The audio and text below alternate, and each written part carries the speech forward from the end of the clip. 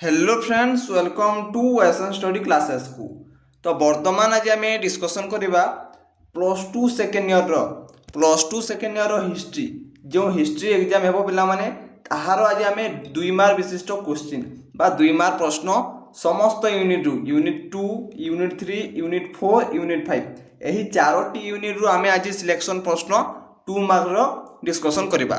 तो मु नहीं आसी आज 2 मार्क सिलेक्शन प्रश्न यहाँ पढ़ एग्जाम रे एथिरु ही प्रश्न आसीबो।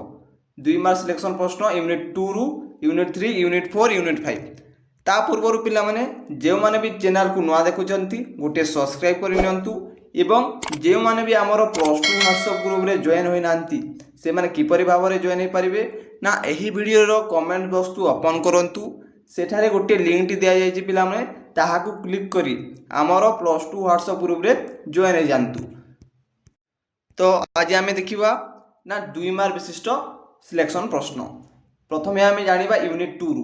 तो पिला माने केमिति प्रश्न आसे देख 1 मार्किया विशिष्ट 2टी प्रश्न देइथिबो ताहाको आपण माने लिखिले 2 मार्क पाइजिबे। तो प्रथम सिलेक्शन प्रश्न देख याकू करेक्शन करि नबा पिला माने कारण एडिट करबा पई समय मिलु नाही सिलेक्शन आनिकी। तो देख प्रथम प्रश्न एवं जो माने भी वीडियोटी को लाइक करिनो पिला माने लाइक करिनियो। क्यों वर्ष कलिंग युद्ध संगठित होइथिला अशोकंक क्यों शिलालेख रे एही युद्ध विषय रे वर्णित अछि। तो प्रश्न देख भल भाव रे सुनो एवं खातार लेख। क्यों वर्ष कलिंग युद्ध संगठित होइथिला अशोकंक क्यों शिलालेख रे एही युद्ध विषय रे वर्णित अछि। खातारे नोट करी लिखिनियो। एहार उत्तर मध्य मु नेक्स्ट क्लास रे आनिबी। तापर देखो नेक्स्ट प्रश्न मौर्य शासन काल रे क्यों 2 प्रकार विचारालय प्रचलित थिला। तो मौर्य शासन समय रे बा मौर्य शासन काल रे क्यों 2 प्रकार विचारालय प्रचलित थिला। तापर नेक्स्ट प्रश्न देखो 3 नंबर प्रश्न प्रयाग प्रशस्तिर रचयिता किए। तो पिला माने प्रयाग प्रशस्तिर रचयिता किए यह क्यों शासकंक विषय रे लेखा होइथिला। यह यूनिट 2 रु केवल मु कहूची। तापर यूनिट 3 देखिबा या प्रयाग प्रशस्तिर रचयिता किए यह क्यों शासकंक विषय रे लेखा होइथिला। तापर नेक्स्ट प्रश्न देखो 4 नंबर प्रश्न त्रिपिटक क्यों धर्मर ग्रंथ। तो त्रिपिटक क्यों धर्मर ग्रंथ एवं यह केते भाव रे विभक्त। त्रिपिटक केते भाग रे विभक्त एवं क्यों धर्मर ग्रंथ। तापर नेक्स्ट प्रश्न कलिंग युद्ध केउठारे होइथिला अशोकंकर क्यों शिलानुशासन रे एही युद्ध वर्णित। यही प्रश्नटी मोस्ट इंपोर्टेंट पिला माने अशोकंकर क्यों शिलानुशासन रे होइथिला यह आसीबार संभावना बहुत भाव रे अछि। तो देखो कलिंग युद्ध केउठारे होइथिला अशोकंकर क्यों शिलानुशासन रे यह युद्ध वर्णित। तापर 6 नंबर प्रश्न चंद्रगुप्त मौर्य तांकर साम्राज्य को केते भाग रे विभक्त करिथिले सही प्रदेशर गुड़िकर नाम कौन कौन थिला ताहा लेख। तो चंद्रगुप्त मौर्य तांकर साम्राज्य को केते भाग रे विभक्त करिथिले एवं सही प्रदेशर गुड़िकर नाम लेख। तापर नेक्स्ट प्रश्न देखो 7 नंबर प्रश्न देवी चंद्रगुप्त रचयिता किए एवं एथिरे कहा विषय रे वर्णित करा जायछि। देवी चंद्रगुप्त रचयिता किए एवं एथिरे कहा विषय रे वर्णित करा जाय अछि। तापर 8 नंबर प्रश्न निर्वाण कहले कौन बुझ। पिला माने निर्वाण कहले कौन बुझ ताहा लेख। तापर नेक्स्ट अछि दरघा।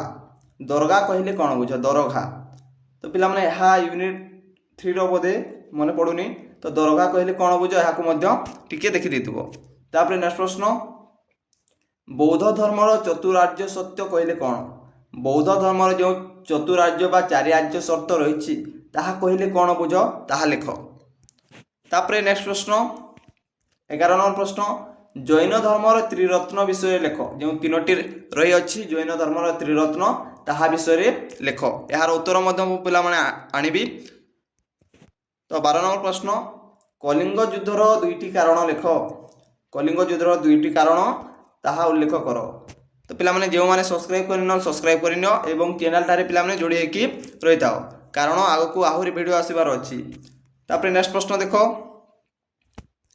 नेक्स्ट प्रश्न अछि 13 नंबर प्रश्न प्रथम बौद्ध सम्मेलन विषय रे लेख। प्रथम बौद्ध सम्मेलन विषय रे लेख। 14 नंबर प्रश्न कलिंगर राजधानी कौन थिला एवं अशोकंकर केउं शिलानुशासन रे वर्णित। तो पिला माने केउं शिलालेख रे वर्णित। यही प्रश्नटी बारंबार रिपीट होउछि ना कलिंगर राजधानी कौन थिला एवं अशोकंकर केउं शिलालेख रे एहा वर्णित होइथिला। तो केउं शिलालेख रे कहि दउछि त्रयोदश शिलालेख रे मने रखो। तापरे 15 नंबर प्रश्न कालिदास रचना करिथिबा दुईटी नाटक लेख। कालिदास को द्वारा दुईटी रचना हेतिबा दुईटी नाटक लेख। 16 नंबर प्रश्न बौद्ध धर्मर त्रिपिटक कहले कौन। बौद्ध धर्मर त्रिपिटक कहले कौन बुझ। एवं 17 नंबर प्रश्न मेगास्थनीज लिखिथिबा पुस्तकर नाम कौन एवं कहा शासन काल रे से भारत भ्रमण रे आसीथिले। तो किए मेगास्थनीज कहा समय रे भारत भ्रमण रे आसीथिले ताहा लेख। तो एतिकी मात्र थिला यूनिट 2 रो प्रश्न। तापरे यूनिट 3 रो प्रश्न देखो। यूनिट 3 रो प्रश्न प्रथम प्रश्न दिल्ली रे सुल्तानी शासनर प्रथम शासक किए से केवे सिंहासन आरोहण करथिले।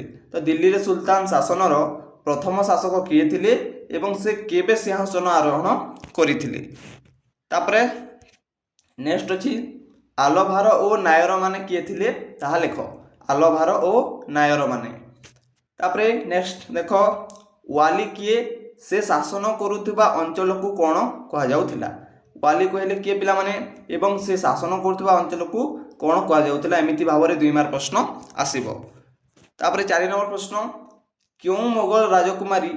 तो पिला माने क्यों मोगल राजकुमारी माननकु मानस बदार तुल्य मान्यता दिया जाउथिला।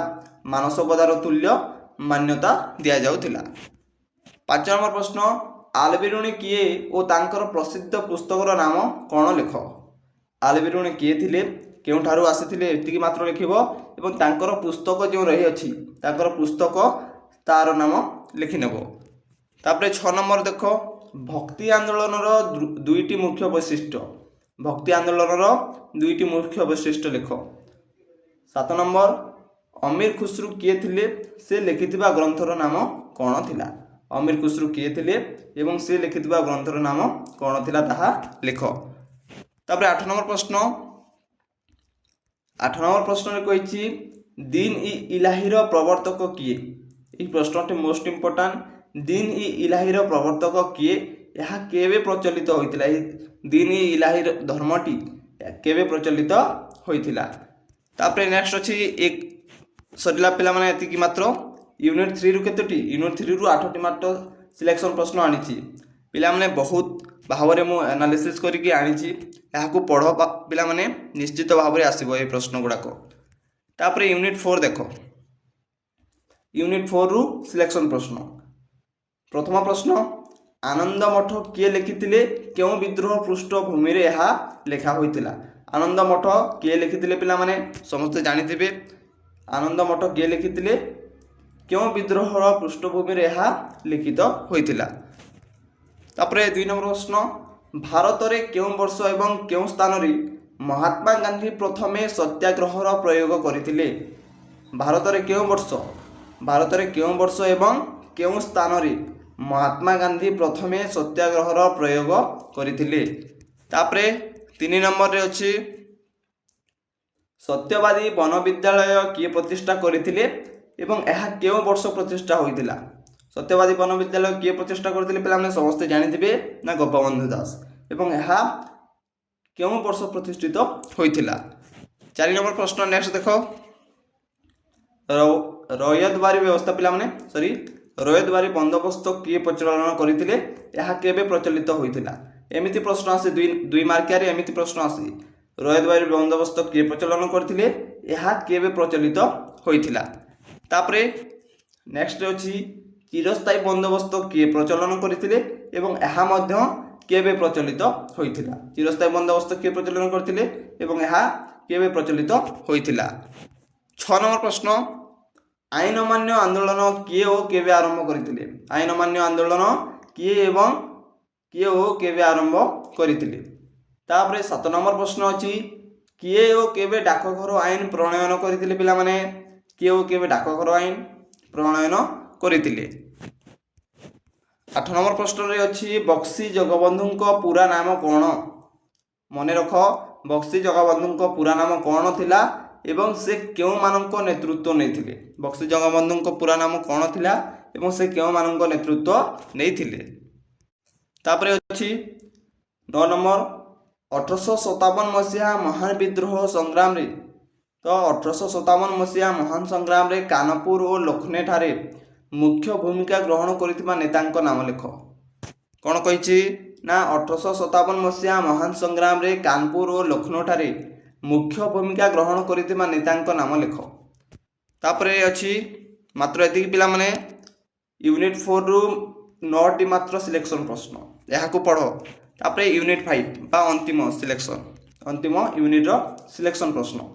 ତ ଦେଖ ପ୍ରଥମ ସିଲେକ୍ସନ୍ ୟୁନିଟ୍ 5ରୁ ଭାରତରେ କେଉଁ ସ୍ଥାନ ବ୍ରିଟିଶ ସାମ୍ରାଜ୍ୟର ଗ୍ରୀଷ୍ମ ରାଜଧାନୀ ଥିଲା। ତ ଭାରତରେ କେଉଁ ସ୍ଥାନ ବ୍ରିଟିଶ ସାମ୍ରାଜ୍ୟର ଗ୍ରୀଷ୍ମ ରାଜଧାନୀ ଥିଲା, କେଉଁ ବର୍ଷ ଏହା ଗ୍ରୀଷ୍ମ ରାଜଧାନୀ ରୂପେ ଘୋଷଣା କରାଯାଇଥିଲା। ତ ଭାରତରେ କେଉଁ ସ୍ଥାନ ବ୍ରିଟିଶ ସାମ୍ରାଜ୍ୟର ଗ୍ରୀଷ୍ମ ରାଜଧାନୀ ଥିଲା ଏବଂ କେଉଁ ବର୍ଷ ଏହା ଗ୍ରୀଷ୍ମ ରାଜଧାନୀ ରୂପେ ଘୋଷଣା କରାଯାଇଥିଲା ୟୁନିଟ୍ 5ରୁ। ତାପରେ ନେକ୍ସଟ ଅଛି କେବେ ଏବଂ କେଉଁଠାରେ ଉତ୍କଳ ସଭା ଗଠିତ ହୋଇଥିଲା। କେବେ ଏବଂ କେଉଁଠାରେ ଉତ୍କଳ ସଭା ଗଠିତ ହୋଇଥିଲା। 3 ନମ୍ବର ପ୍ରଶ୍ନ କେଉଁ ମସିହାରେ ଉତ୍କଳ ସମ୍ମିଳନୀ ପ୍ରତିଷ୍ଠା ହୋଇଥିଲା, ଏହାର ପ୍ରତିଷ୍ଠାତା କିଏ ଥିଲେ। କେଉଁ ମସିହାରେ ଉତ୍କଳ ସମ୍ମିଳନୀ ପ୍ରତିଷ୍ଠା ହୋଇଥିଲା, ଏହାର ପ୍ରତିଷ୍ଠାତା କିଏ ଥିଲେ। ତାପରେ ନେକ୍ସଟ ଅଛି 4 ନମ୍ବର ପ୍ରଶ୍ନ କେଉଁ ବର୍ଷ ସାମ୍ବିଧାନିକ ସଭାର ପ୍ରଥମ ବୈଠକ ଅନୁଷ୍ଠିତ ହୋଇଥିଲା। କେଉଁ ବର୍ଷ ସାମ୍ବିଧାନିକ ସଭାର ପ୍ରଥମ ବୈଠକ ଅନୁଷ୍ଠିତ ହୋଇଥିଲା ଏବଂ ଡ୍ରାଫ୍ଟ କମିଟିର ସଭାପତି କିଏ ଥିଲେ। ଡ୍ରାଫ୍ଟ କମିଟିର ସଭାପତି କିଏ ଥିଲେ। 5 ନମ୍ବର ପ୍ରଶ୍ନ ଉତ୍କଳ ସମ୍ମିଳନୀ କେବେ ଏବଂ କେଉଁଠାରେ ଗଠିତ ହୋଇଥିଲା। ଏହି ଉତ୍କଳ ସମ୍ମିଳନୀଟି ପିଲାମାନେ ରିପିଟ୍ ହେଉଛି, ଏହାକୁ ଦେଖ ନା ଉତ୍କଳ ସମ୍ମିଳନୀ କେବେ ଏବଂ କେଉଁଠାରେ ଗଠିତ ହୋଇଥିଲା। ତ ଆଗରୁ ପିଲାମାନେ ଆମେ ଦେଖିଲେ ନା ଉତ୍କଳ ସମ୍ମିଳନୀ କ'ଣ ଥିଲା। ଉତ୍କଳ ସମ୍ମିଳନୀର ପିଲାମାନେ କେଉଁ ମସିହାରେ ଉତ୍କଳ ସମ୍ମିଳନୀ ପ୍ରତିଷ୍ଠା ହୋଇଥିଲା, ଏହାର ପ୍ରତିଷ୍ଠାତା କିଏ ଥିଲେ ଏଠି ପଚାରିଛି। ତାପରେ ନେକ୍ସଟ ଅଛି ଉତ୍କଳ ସମ୍ମିଳନୀ କେବେ ଏବଂ କେଉଁଠାରେ ଗଠିତ ହୋଇଥିଲା। ତାପରେ 2 ପ୍ରଶ୍ନକୁ ଧ୍ୟାନ ଦେବ। ତାପରେ ଦେଖ 6 ନମ୍ବର ପ୍ରଶ୍ନ କେଉଁଠାରୁ ଓଡ଼ିଆରେ ପ୍ରଥମ ସାପ୍ତାହିକ ସମ୍ବାଦପତ୍ର ପ୍ରକାଶିତ ହୋଇଥିଲା, ଏହାର ନାମ କ'ଣ ଥିଲା। କେଉଁଠାରୁ ପିଲାମାନେ ଓଡ଼ିଆରେ ପ୍ରଥମ ସାପ୍ତାହିକ ସମ୍ବାଦପତ୍ର ପ୍ରକାଶିତ ହୋଇଥିଲା, ଏହାର ନାମ କ'ଣ ଥିଲା। ତାପରେ 7 ନମ୍ବର ପ୍ରଶ୍ନ ଭାରତର ସମ୍ବିଧାନ ପ୍ରଣୟନ ସଭାର ଏକମାତ୍ର ଓଡ଼ିଆ ମହିଳା ସଦସ୍ୟ କିଏ ଥିଲେ ଓ କିଏ ତାଙ୍କର ସ୍ୱାମୀ ଥିଲେ। ତ ଭାରତ ସମ୍ବିଧାନ ପ୍ରଣୟନ ସଭାର ଏକମାତ୍ର ଓଡ଼ିଆ ମହିଳା ସଦସ୍ୟ କିଏ ଥିଲେ ଓ କିଏ ତାଙ୍କର ସ୍ୱାମୀ ବା ପତି ଥିଲେ। ତାପରେ 8 ନମ୍ବର ପ୍ରଶ୍ନ ଇଂରେଜମାନେ ଭାରତରେ କେତୋଟି ଶୈଳନିବାସ ପ୍ରତିଷ୍ଠା କରିଥିଲେ, ସେଗୁଡ଼ିକର ନାମ ଲେଖ। ଇଂରେଜମାନେ ଭାରତରେ କେତୋଟି ଶୈଳନିବାସ କରିଥିଲେ ନା 3ଟି କରିଥିଲେ, ସେଗୁଡ଼ିକର ନାମ ଲେଖ। ତାପରେ 9 ନମ୍ବର ପ୍ରଶ୍ନ ଭାରତୀୟ ସମ୍ବିଧାନ ପ୍ରଣୟନ ସଭାର ସଭାପତି କିଏ ଥିଲେ। ଭାରତୀୟ ସମ୍ବିଧାନ କେବେ ସମ୍ବିଧାନ ପ୍ରଣୟନ ସଭା ଦ୍ୱାରା ଗୃହୀତ ହୋଇଥିଲା। ତ ଭାରତୀୟ ସମ୍ବିଧାନ ପ୍ରଣୟନ ସଭାର ସଭାପତି କିଏ ଥିଲେ ଏବଂ ଭାରତୀୟ ସମ୍ବିଧାନ କେବେ ସମ୍ବିଧାନ ପ୍ରଣୟନ ସଭା ଦ୍ୱାରା ଗୃହୀତ ହୋଇଥିଲା। ତ ପିଲାମାନେ ଏତିକି ମାତ୍ର ଥିଲା ୟୁନିଟ୍ 5ର 2 ମାର୍କ ସିଲେକ୍ସନ୍। 9ଟି ମାତ୍ର ଥିଲା। ତ ଏତିକୁ ପିଲାମାନେ ପଢ଼ିଦିଅ। ଏହି ଯେଉଁ ସିଲେକ୍ସନ୍ ଦିଆଯାଇଛି ଏହାକୁ ପଢ଼। ନିଶ୍ଚିତ ଭାବରେ ପିଲାମାନେ ଆପଣମାନଙ୍କ ଏକ୍ଜାମରେ ଆସିବ। ଏଥିରୁ ମାତ୍ର ପିଲାମାନେ ଆସିବ ଏହି ୟୁନିଟ୍ 2 ଯାହା ଦେଇଛି ୟୁନିଟ୍ 2 ୟୁନିଟ୍ 3 ୟୁନିଟ୍ 4 ୟୁନିଟ୍ 5 ଏତିକିରୁ ପିଲାମାନେ ଏହା କମ୍ପ୍ଲିଟ୍ କରିନିଅ। ଏକ୍ଜାମ ନିଶ୍ଚିତ ଭାବରେ ଭଲ ରହିବ। ଆଉ ଗୋଟେ କଥା କହୁଛି ଭିଡ଼ିଓଟିକୁ ଲାଇକ୍ କରିନିଅ ଏବଂ ଲାଇକ୍ କରିଲା ପରେ ପିଲାମାନେ ଗୋଟିଏ ହାଇପ୍ ଅପସନ୍ ଆସୁଛି, ହାଇପ୍ ମଧ୍ୟ କରିପାରିବ।